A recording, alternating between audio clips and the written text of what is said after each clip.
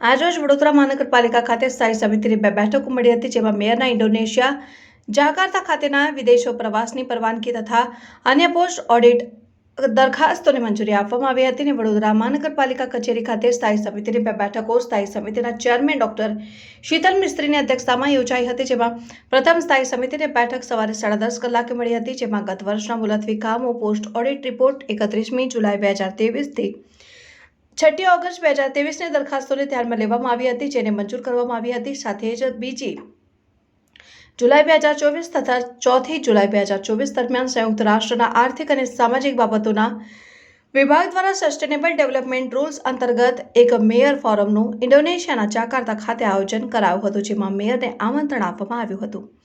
આ આયોજનનો ખર્ચ local self government of India દ્વારા ઉઠાવવામાં આવશે. તે માટે મેયરને આ આમંત્રણમાં ભાગ લેવા જવા માટેની મંજૂરી સર્વાનુમતે મંજૂર કરવામાં આવી છે. બીજી સ્થાયી સમિતિની બેઠક સવારે 11 કલાકે યોજાશે ને ગત 24મી જુલાઈ 2023 થી 30મી જુલાઈ 2023ની દરખાસ્તને મંજૂરી આપવામાં આવી હતી, અને સાથે જ પાણીને લગતા લાંબા ગાળાના આયોજન અને ચર્ચાઓ કરવામાં આવી હતી. આજે સ્થાયી સમિતિની બે બેઠક રાખવામાં આવી હતી. પહેલી બેઠક 10:30 કલાકે હતી. આમાં ગઈ વખતનું મુલતવી કામ હતું, જેમાં ઓડિટ રિપોર્ટ 31/7/2023 થી 6/8/2023 દરમિયાન પોસ્ટ ઓડિટની વિગતો જાણમાં લેવાની દરખાસ્ત ચડાવવામાં આવી હતી, જેને જાણમાં લઈને મંજૂર કરવામાં આવી છે. બીજી દરખાસ્તમાં 2 જુલાઈથી લઈને 4 જુલાઈ સુધી સંયુક્ત રાષ્ટ્રના આર્થિક અને સામાજિક બાબતોના વિભાગ દ્વારા સસ્ટેનેબલ ડેવલપમેન્ટ ગોલ અંતર્ગત મેયર ફોરમનું આયોજન જાકાર્તા ઇન્ડોનેશિયા ખાતે કરવામાં આવ્યું છે, જેનો તમામ ખર્ચ મેયરશ્રીને આમંત્રણ આપવા માટેનો local self government of India સંસ્થા દ્વારા ઉઠાવવામાં આવનાર છે. એ બાબત આજે સ્થાયીમાં મેયરને ઇન્ડોનેશિયા જાકાર્તા ખાતે જવાની પરમિશન આપવા માટે મૂકવામાં આવી હતી, જે પણ મંજૂર કરવામાં આવી છે. બીજી સ્થાયી સમિતિ 11 કલાકે રાખવામાં આવી હતી, જેમાં 24/7/2023 થી લઈને 30/7/2023 સુધીના પોસ્ટ ઓડિટની વિગતો જાણવા લેવા માટે રજૂ કરવામાં આવી હતી, જે સ્થાયીના સભ્યોએ જાણમાં લઈ અને મંજૂર કરીશ.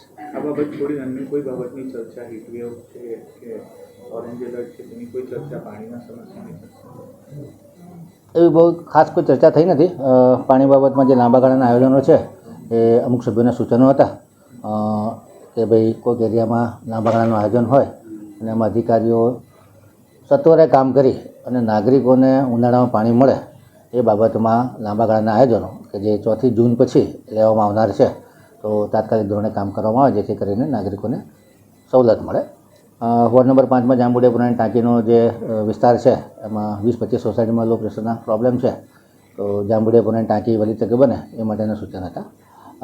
અમુક વિસ્તારમાં કલવટ બનાવવાથી રસ્તાની અવર જવર પ્રિયા ટોકીઝ નાળાથી એક કલવટ બનાવવાની છે, જેનાથી નાગરિકોની અવર જવરમાં ફરક પડે. એવી રીતે સમા વિસ્તારમાં પણ ડૉક્ટર રાજેશભાઈ સ્થાયી સમિતિના સભ્યોનું એક બ્રિજમાં 2 પાઇપલાઇન નાખવાની છે એ માટેનું સૂચન હતું. એ પણ આજે વિઝિટ લઈ અને તાત્કાલિક ધોરણે આ કામ થાય, જેથી કરીને નાગરિકોને સગવડ મળે એ પ્રમાણેના સૂચન હતા.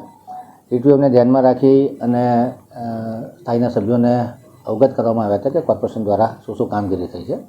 એવી જ રીતે જે કાંસોની સાફ સફાઈ માટે ગઈકાલે જે ફ્લોટિંગ ડ્રેન માસ્ટર મશીન લગાડવામાં આવ્યું છે એ બાબતની પણ ચર્ચા કરવામાં આવી.